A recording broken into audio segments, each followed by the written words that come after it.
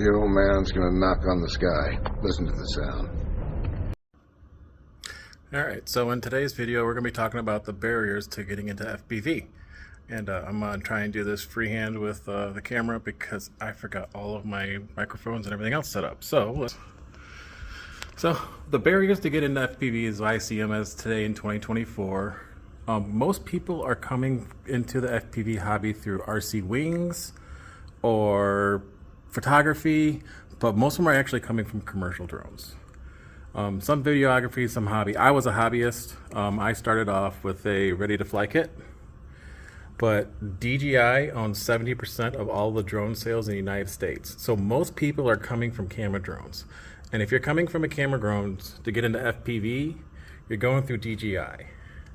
Now the problem with DJI is that they don't care about FPV pilots. They care about camera drones. That's where most of their money comes from.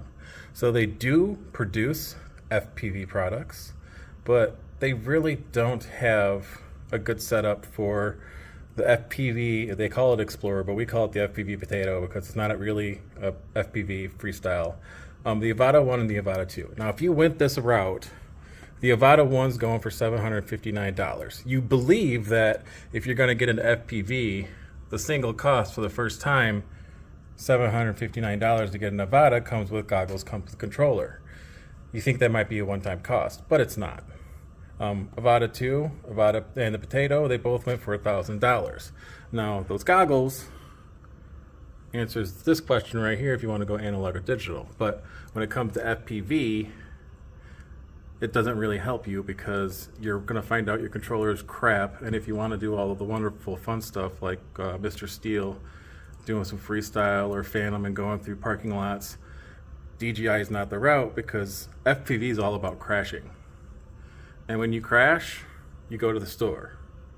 You go to the store, you have to use DJI Care, and DJI Care is horribly expensive. But DJI is the only store you can go to if you have an Avata or a Potato. You can't really fix it yourself.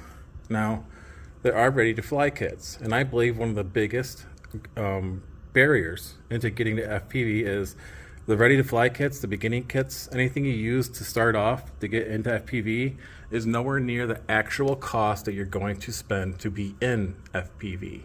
Because when you get into FPV, and this is only sub 250 grams to stay legal for hobbyists, you got to learn all of this other stuff.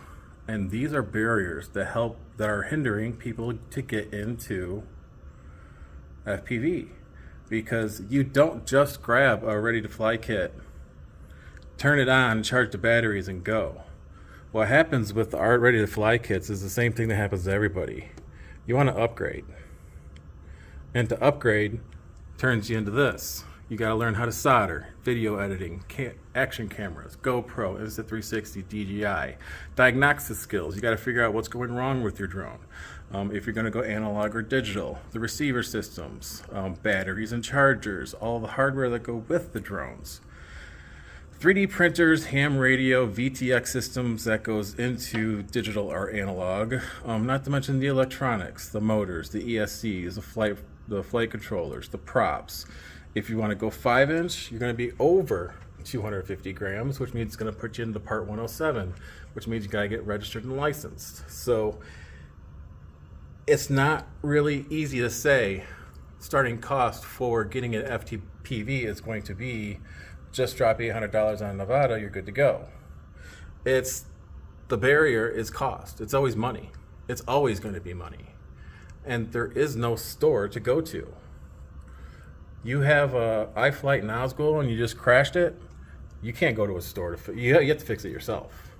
And for us pilots that are 107 that have started off from the beginning as hobbyists, you're going to spend a whole lot of time on YouTube trying to figure out how to fix your crap because there's no store to go to. You're also going to find out nothing is universal. Now, the electronic skills and the soldering,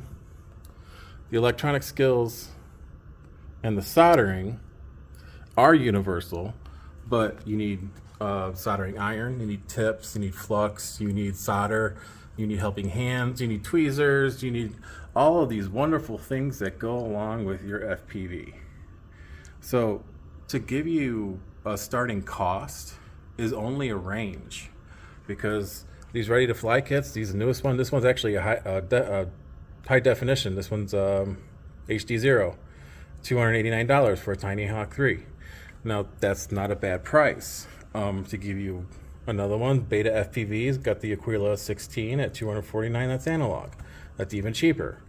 But you're gonna find out as soon as you buy either one of these, you're gonna want to upgrade.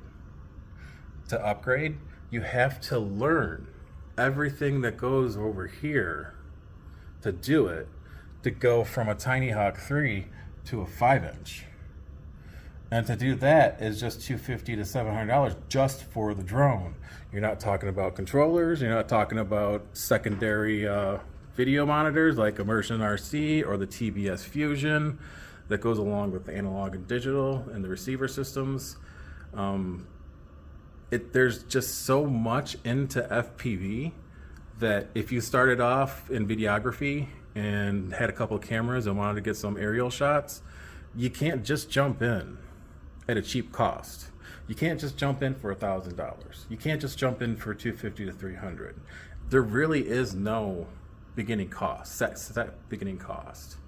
The camera drones are real simple and basic up forward. You're going to spend $200 to $1,000 for a camera drone that's going to be sub $250 from DJI, and you can never crash it, because if you do, it's got to go to the store for DJI Care if you did not pay for it to get it fixed, or you can have to super glue it or do whatever it is. But as soon as you crash any camera drone, as soon as you crash any freestyle drone, there's going to be repairs needed. And if you're going to need to repair it, it's usually going to be on your own.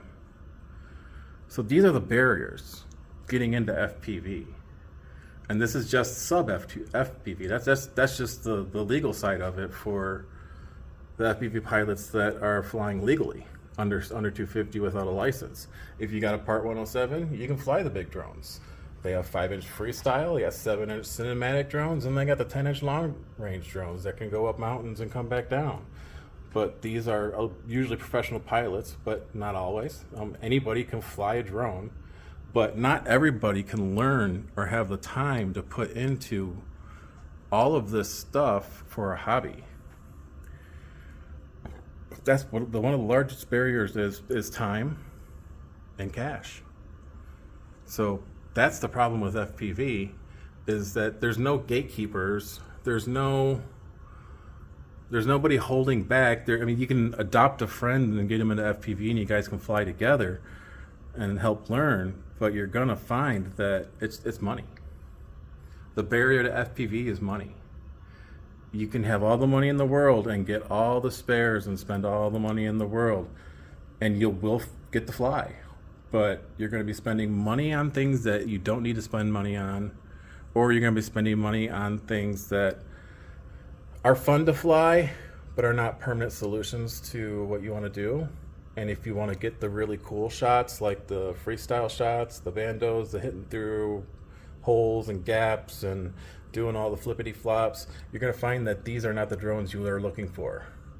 These are the drones you're looking for. And to do this, 5-inch, 3-inch, 4-inch, legally under sub 250, is going to involve these components.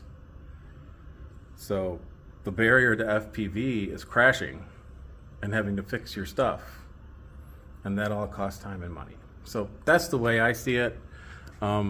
I know there's plenty of people that do real estate surveying, imaging. They get a drone kit, they throw it to them, and then they peck away at it. But a lot of these people that buy these drones do not have Part 107s. They fly the drone for your kid's game or at a party or something like that, and they put it away and forget about it and come back to it in a couple months. Dedicated FPV pilots, they have their own 3D printers, they got multiple chargers, they've got bags and boxes to help hold their batteries. So that's the kind of stuff that is the barriers to FPV. So this is just my rant on what I think is the problem with FPV. It's got nothing to do with the people. It's got nothing to do with the community. The community's great. YouTube is going to be a great resource if you get into FPV, but in the bottom and top dollar, That is the problem. That is the main problem with FPV, is that it's very costly. And you can't tell any teenager or any person or any hobbyist that golfs or fly fishes or does anything like that, that you're only going to spend $1,500 to get into this hobby. It's not going to be that way. You're going to be always putting time, money, and effort into FPV. And you can either make it your life, you can make it your hobby, or you can just dabble in it a little bit. But any way you look at it, cost. The gatekeeping to FPV is cost. And not everybody can afford to have kick-ass FPV gear and bags and the newest stuff. So that's just my take on it.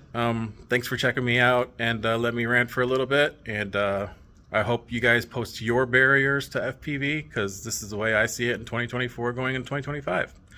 All right. Thanks for stopping by. I'll see you guys again. And remember, any day you get to fly is a good day. And of course, remember, any day you get to fly is a good day. Just let us deflower you.